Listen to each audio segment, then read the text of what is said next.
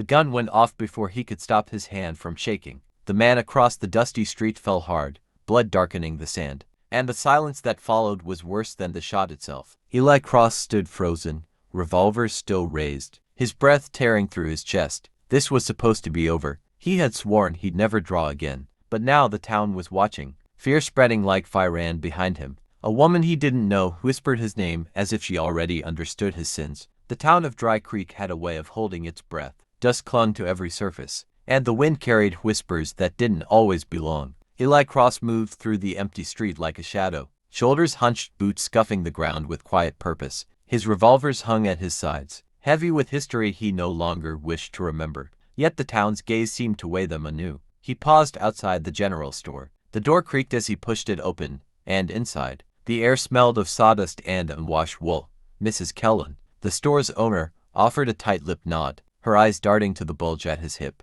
Eli kept his head down. He didn't need questions, didn't need recognition. He'd learned the hard way that words could wound as deeply as bullets. Outside, the wind kicked up, carrying with it a distant voice, rough, familiar, a memory he wished to bury. A gang had been spotted near the northern ridge. Petty thieves by law, but dangerous in numbers and desperation. Eli's pulse quickened, and with it, a surge of the old reflexes he had fought to suppress. Every fiber of him screamed to act, to draw, to remind the world why he had survived so long. But then she appeared. She didn't walk, she moved with intent. Eyes scanning, assessing, not the faintest hint of fear. A stranger, yet her presence demanded notice. She stopped near the hitching post and tipped her hat back, revealing a face hardened by sun and storm, yet soft around the edges in ways that made him uneasy. "You're Eli Cross," she said quietly. Not a question, not a greeting, just a statement. His jaw tightened. "Who wants to know?" "I do," she replied simply, as if that answered everything.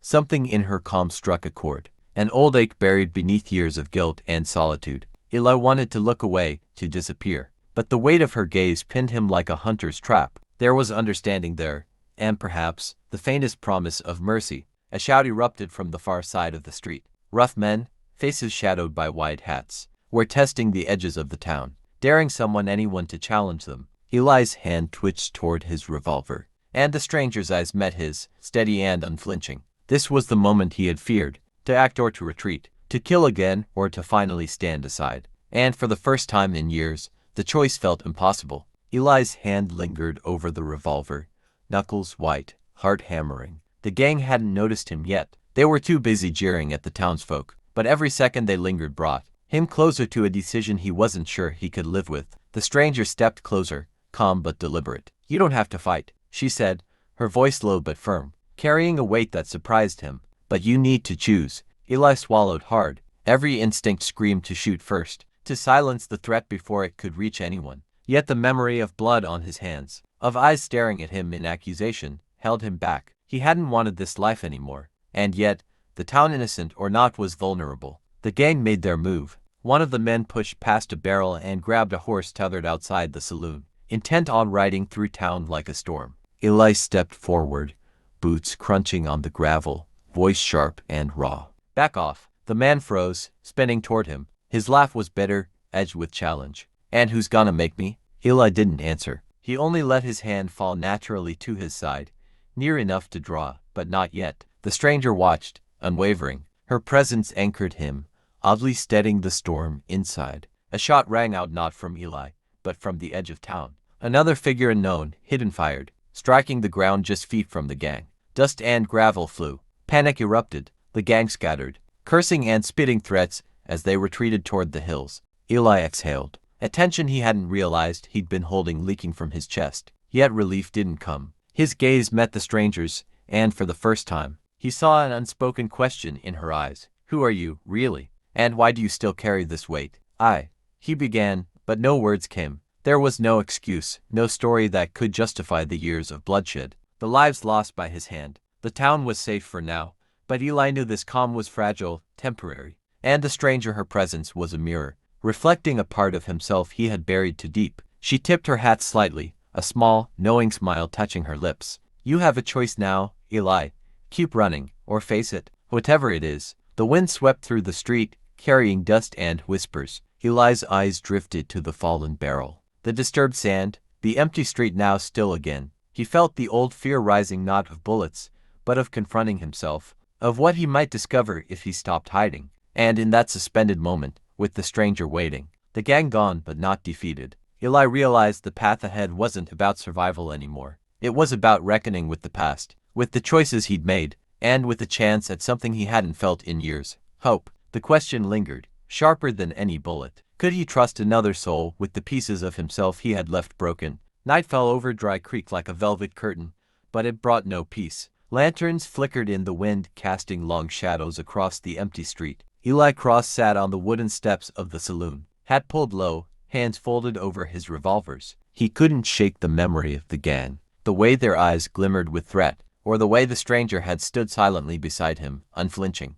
Leela, her name, had slipped into his mind like a soft echo moved around the street with measured grace, inspecting the perimeter, noting the signs of disruption the gang had left behind. Dust swirled around her boots, catching in the lantern light. When she turned to him, there was no judgment, only observation. "You don't have to do this alone," she said quietly. "But if you run, they'll come back. And next time, it won't be just the town that suffers." Her words hit harder than any gunshot. Eli's chest tightened, and he felt the old guilt rising like a tide, pulling him under. Every town he had left in his wake carried echoes of that same weight: faces, cries, lives ended by his hand. He wanted to speak, to deny, to flee, but he stayed. Something in Leela's calm presence anchored him in a way he hadn't expected. A sudden shout cut through the night. The gang had returned, shadows moving just beyond the lanterns. They came with horses this time, more men, more anger. Eli rose slowly, every muscle coiled, every sense sharp. The town's quiet innocence hung on a fragile thread.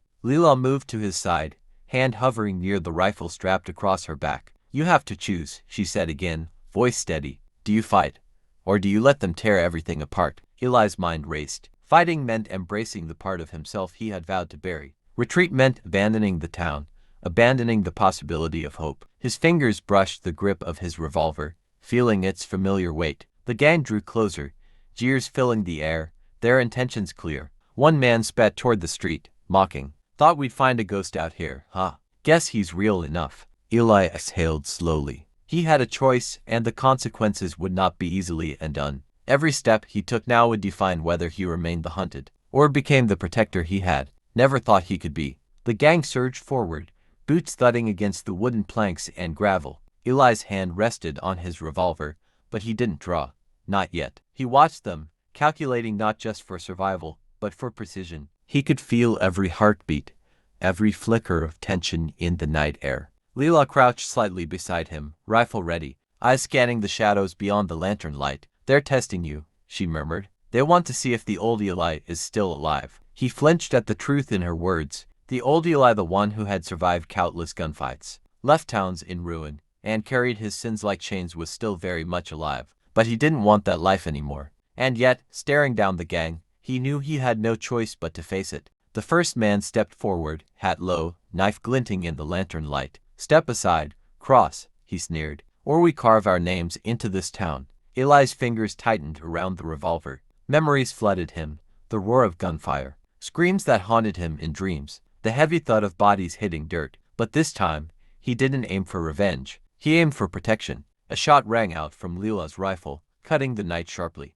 The man froze, eyes wide, spinning toward the source. It was enough, just enough, to give Eli the opening he needed. He drew his revolver with a fluid motion, not a reflexive lunge, but deliberate, controlled. Each shot was measured, aimed to disarm and intimidate, not kill. The gang faltered, confusion replacing confidence. Eli's voice rang over the din, calm but firm. "Leave, now." They hesitated, then slowly, cautiously, they retreated, dragging their wounded pride and muttered threats with them. Eli lowered his gun, chest heaving. The adrenaline ebbed, leaving him raw and trembling. Leela stepped closer, placing a steadying hand on his arm. "You see," she said softly, "you can face it. You can choose a different path, even with all this in your past." Eli looked at her, really looked, and felt something unfamiliar: connection, trust, and maybe, just maybe, hope. But the relief was fleeting. The lawmen of Dry Creek would hear of this, and the gang would regroup. Danger was far from over. Yet, as he gazed down the empty,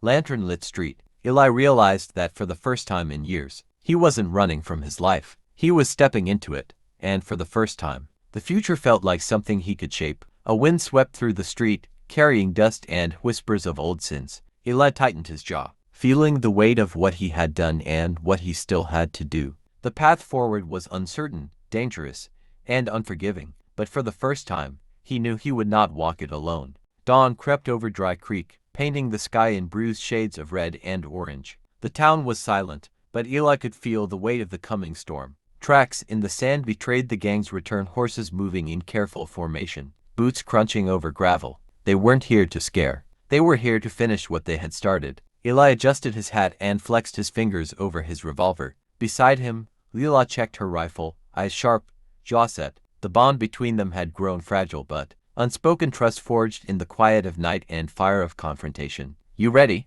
she asked, voice calm yet edged with steel. Eli's eyes met hers. "I don't have a choice." The first rider appeared over the ridge, a shadow cutting across the morning light. Then another, then several. The gang spread out, forming a semicircle around the town. Their leader, a tall man with a jagged scar across his cheek, dismounted with deliberate menace, knife in hand. "Cross," he called, voice carrying over the dust. "You've been hiding long enough. Time to settle the score." Eli's chest tightened, fear and determination warring inside him. He could feel every heartbeat, every pulse screaming for him to run. But he didn't, not this time. The townsfolk peeked from behind windows and doors, silent witnesses to the inevitability. Eli had a reputation, one built on blood and survival. But now it was his turn to define it differently. A sudden shout from the alley drew his attention. Another group of gang members attempting to flank him. Lilo raised her rifle, taking aim with precision. Eli moved forward, revolver steady.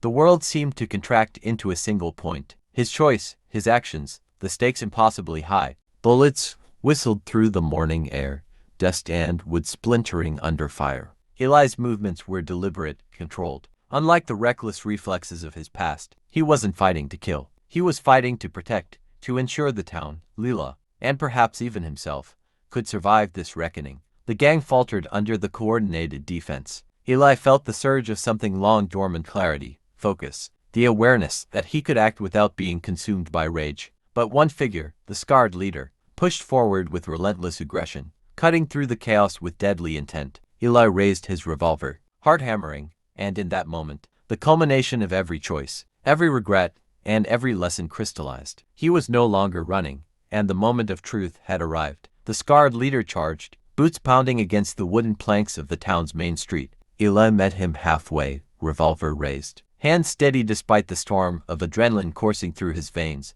Leela's rifle barked in the distance, forcing another gang member to fall back, but the leader pressed on, knife glinting like a shard of the rising sun. Eli's mind raced not with fear, but calculation. Years of blood and death had honed his reflexes, but now he fought with purpose, not instinct. The first shot rang out, striking the ground at the leader's feet, forcing him to pivot. The second caught the horse of an accomplice, sending it crashing into the dust. The clash was inevitable. Eli's revolver met the leader's knife. A violent collision of steel and resolve. Pain shot up his arm from a glancing blow, but he didn't falter. Every movement, every breath, was a test not of survival alone, but of who he had become. "You think this changes anything?" The leader spat, gritting his teeth. "You're still the same man." Eli's gaze didn't waver. "No," he said quietly, voice low but steady. "I'm not." A final burst of gunfire from Leela disrupted the remaining gang members. They faltered, confusion and fear replacing their bravado. The scarred leader froze, his knife trembling in his grip. In that moment, Eli made the choice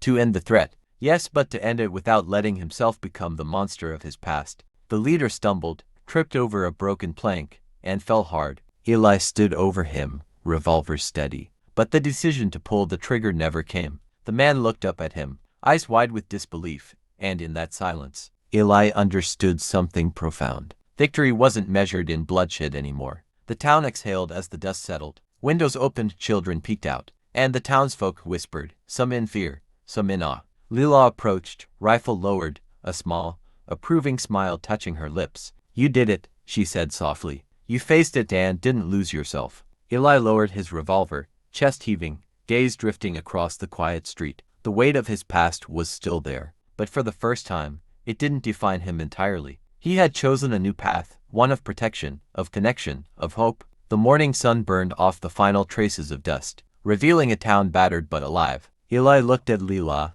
a silent understanding passing between them. The road ahead would be difficult, fraught with challenges, but for the first time in years, he wasn't alone. And as the wind swept through Dry Creek, carrying with it the faint scent of gunpowder and new beginnings, Eli felt the first true stirrings of peace. Not complete, not perfect, but enough. The past had chased him, the present had tested him, and the future uncertain and wide open was finally his to face.